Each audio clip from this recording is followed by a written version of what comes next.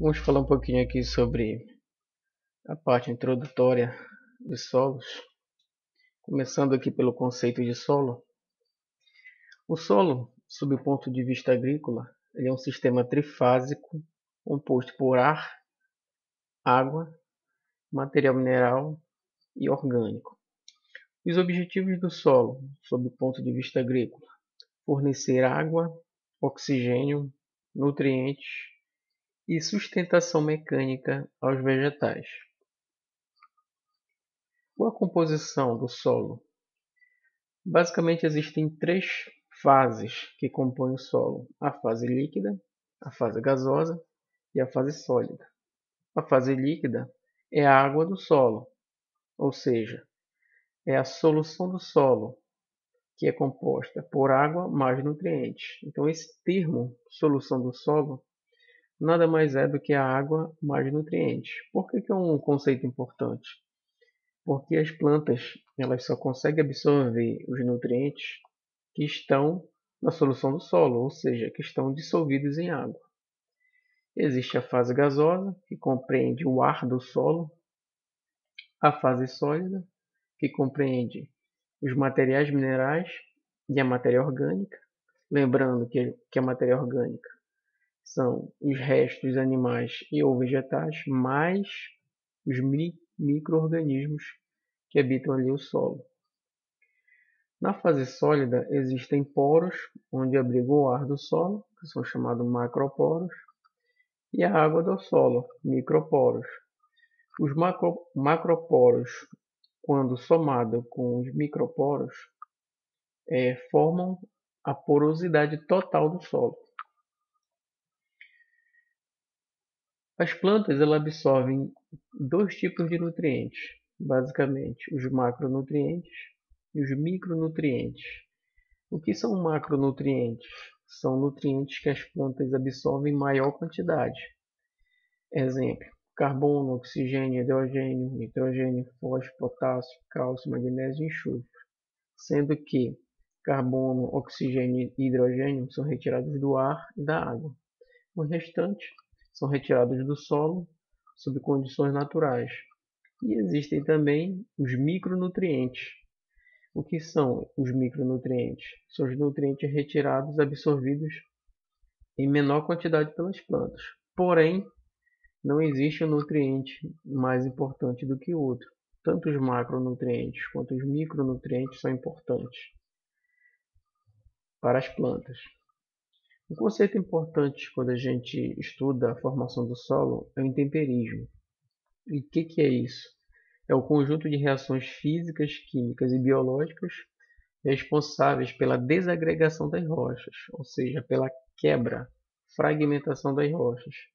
Já visto que a maioria dos solos tem como material de origem rochas. Então, o intemperismo é combinado com vários fenômenos que são os fatores de formação do solo. E o que são esses fatores de formação do solo? Material originário, o clima, os organismos, o relevo e o tempo. Todos esses fatores associados com o intemperismo são eles que formam o solo. O primeiro deles, o material originário. Então, através do intemperismo, a rocha matriz, a rocha-mãe, irá fornecer os materiais constituintes do solo, fornecer nutrientes essenciais aos vegetais e influenciar nas propriedades físicas e químicas do solo. Clima.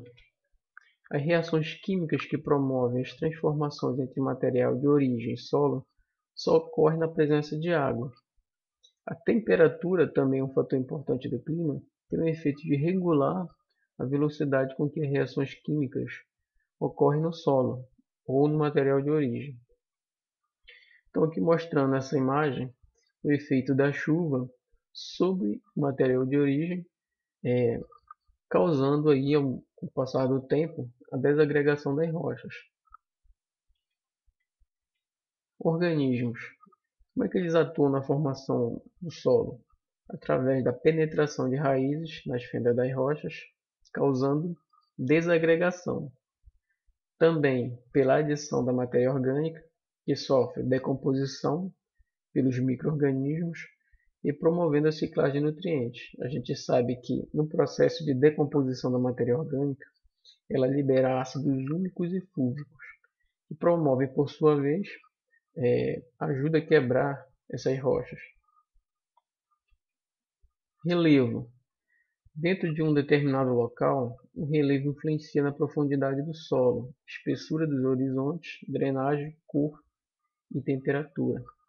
Aqui nesse exemplo, a gente vê que na situação A, a gente tem a rocha matriz em uma posição de relevo plano, e com o passar do tempo e com a ação dos vários fatores de formação do solo associado ao fenômeno de intemperismo, vai dar origem a um solo que é bem profundo, dá para ver aqui, e na imagem B a gente tem a rocha numa posição de relevo inclinado, que vai sofrer também com o passar do tempo a ação dos fatores de formação do solo, juntamente com o intemperismo, porém nesse caso vai dar origem a um solo pouco profundo. Por quê? Porque a posição do relevo acidentado promove a erosão do solo. Então, dependendo da posição do relevo na formação do solo, a gente vai ter posteriormente um solo mais profundo ou menos profundo, mostrando aí que o relevo é um fator importante aí na formação do solo.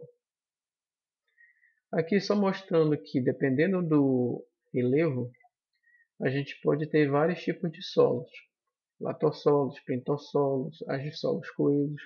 Então, dependendo de como esse solo foi formado, a posição dele na paisagem, a gente pode ter diferenciações aqui. Tempo. O tempo é um agente passivo que permite ou não a expressão dos demais fatores. A velocidade de formação dos solos varia com os demais fatores. As reações que transformam o material de origem em solo precisam de tempo para completar-se. A escala de tempo para a formação de solos é em torno de alguns milímetros por século, então demora bastante para ver a formação dos solos. Então, só resumindo aqui. Então, tudo começa com uma rocha matriz, essa rocha matriz compacta, que por sua vez vai ter a ação do clima, dos organismos e do relevo por um período de tempo relativamente longo. Essa rocha aqui, com a ação do intemperismo associada, vai se desagregando até formar o solo mais profundo que a gente conhece e que a gente cultiva.